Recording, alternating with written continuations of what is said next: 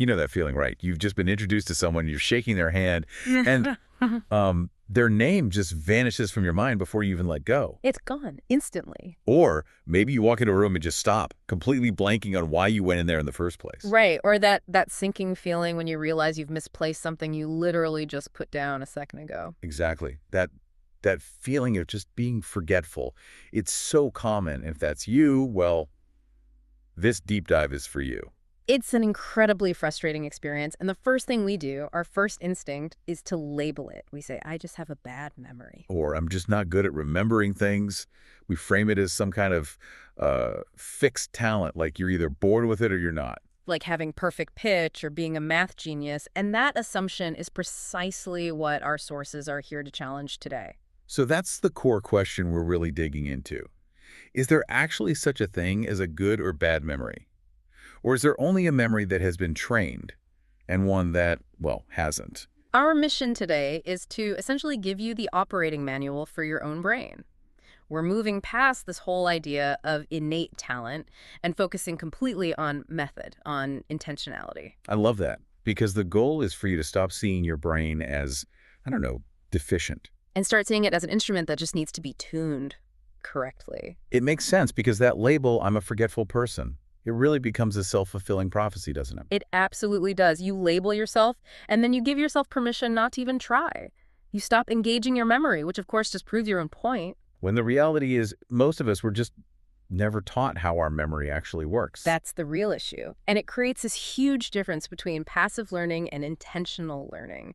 Most of us just default to passive. Of a hope it sticks method. Exactly. The laissez-faire mode. You encounter information, a person's name, a report, and you just sort of hope it gets absorbed. If it sticks, great. If not, oh well. And that's learning by chance.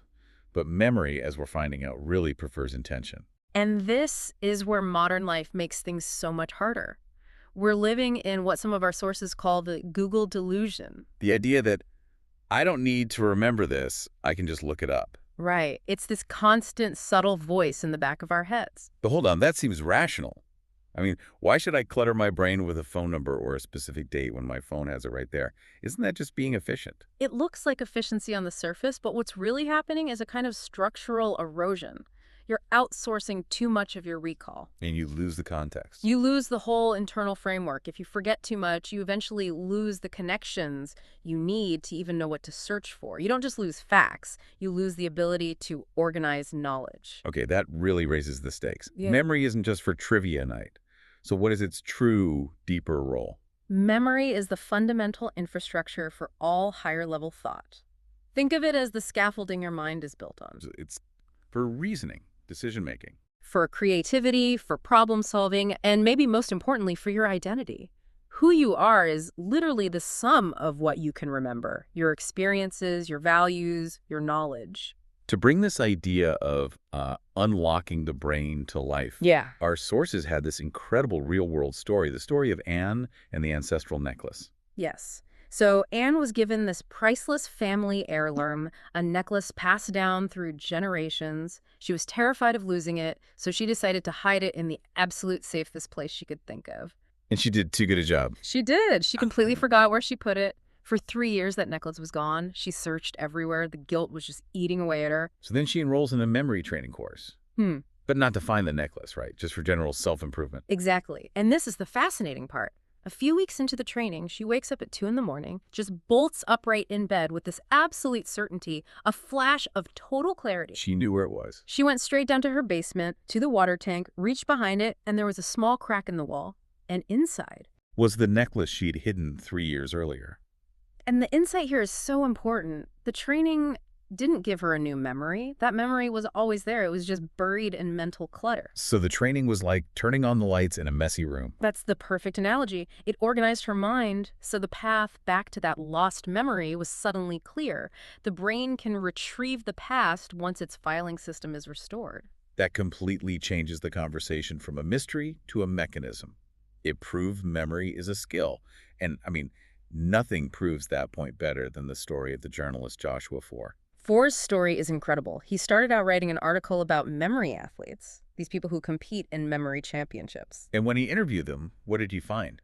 Almost all of them told him the same thing. My memory used to be average, maybe even bad. They all said they learned specific techniques. So he went from being a skeptical journalist to a competitor. And not just a competitor. 1 year after he started learning and practicing these techniques, he entered the U.S. Memory Championship himself. And he won. He won the whole thing. The whole thing. It was this definitive proof that memory isn't some innate talent. It is a trainable technique. A method. Which means we really have to throw out the most common way we all try to remember things. Rote learning. Repetition. Just drilling it in. We all tried it in school. But the adult mind hates being forced. You just try to cram information in until it sticks, and what happens? You get frustrated, you lose focus, your brain just checks out.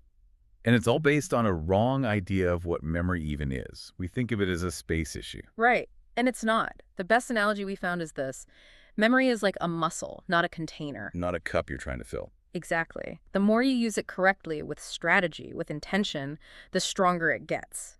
But if you constantly rely on your phone or your notes, that muscle starts to atrophy. It's like having your arm in a cast for 6 weeks. When the cast comes off, the muscle is weaker, not more rested. That's it, precisely. Okay, so if we're building this memory muscle, what are the core principles? How does powerful recall actually work? Well, it boils down to 3 main ideas. The first one is linking and anchoring. Meaning you can't treat a new fact as an island. You can't. An isolated fact is like a thin thread. It breaks easily. To make it strong, you need to anchor it with links, with images, with emotion. You have to weave a network, not just stack up bricks. And the Baker paradox illustrates this perfectly. It's a psychological study showing that it's much easier to remember that a man's profession is a baker than it is to remember that his last name is Baker.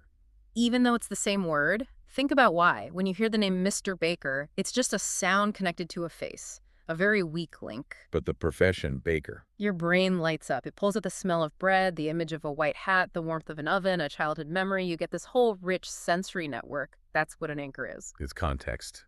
Okay, so that's the first principle. What's the second? The second is focus and survival. The real secret to remembering something is intense concentration. And that concentration, it runs on interest. Your brain has to care. It has to deem the information worthy of survival.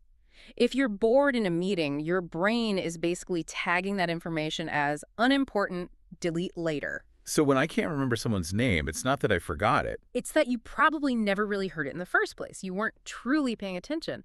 Lack of observation is the root of almost all forgetting. Okay, so if attention is the key, how do we force ourselves to pay attention when we need to? Is there like a switch we can flip? There is. It's a simple 3-part checklist you can use anytime. Our sources call it the MOM formula. M-O-M. Okay, let's break that down. What's the first M? M is for motivation. Before you even try to remember something, you have to find its meaning. Ask yourself, why do I care about this? Why is this relevant to me? Once you find the meaning, your brain flags it as important. It tags it for long-term storage, which makes the O much easier. And O is for observation. Right. Am I truly paying attention? Am I focusing? This means, put the phone away, tune in, engage with the information instead of just letting it wash over you. And the final M is where it all comes together. Methods. What specific tool will I use to make this stick? This is where you move beyond just trying hard and actually use a technique, like the ones the memory champions use. Let's get into those tools. The first one is story visualization. This seems perfect for those boring, disconnected lists we all have to learn. It's incredibly powerful.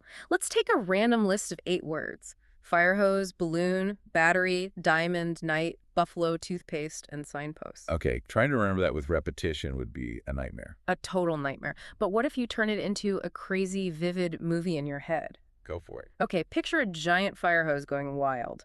But instead of water, it's spraying out thousands of tiny batteries. Okay, weird. I can see that. The batteries are bouncing off a massive, sparkling diamond. A medieval knight in full armor tries to scoop up the diamonds, but he's being blocked by a huge, angry buffalo. So the knight has to bribe the buffalo with giant tubes of glowing toothpaste. That's ridiculous. I love it. The buffalo takes the toothpaste, brushes its teeth, and moves out of the way, revealing a flashing neon signpost. And now you have the list in order because you remember the story. Your brain is wired for stories, not for lists of text. That makes total sense. And the second big tool is even older, right? The method of Loci. Or the memory palace. This taps into our evolution. Our brains are naturally brilliant at remembering places because our ancestors' survival depended on it. Remembering where the food was, where the danger was. Exactly. So you use that natural strength. Let's say you have a 10-point presentation.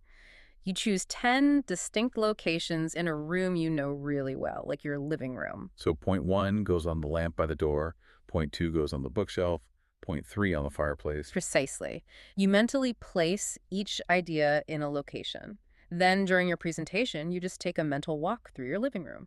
And you just see the next point waiting for you. It becomes effortless, no notes needed. You're just walking a familiar path. This all comes back to a shift in identity, doesn't it? For the person listening who started this feeling overwhelmed, what's the ultimate change they need to make? The single biggest thing you can do is to change your self-talk today.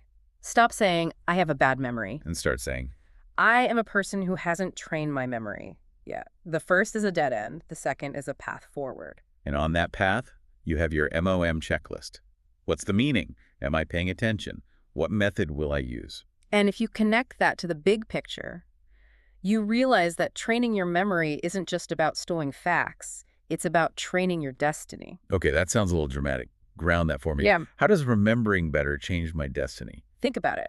When you can instantly recall a client's history during a call or a key piece of data in a meeting, you change the outcome of that interaction.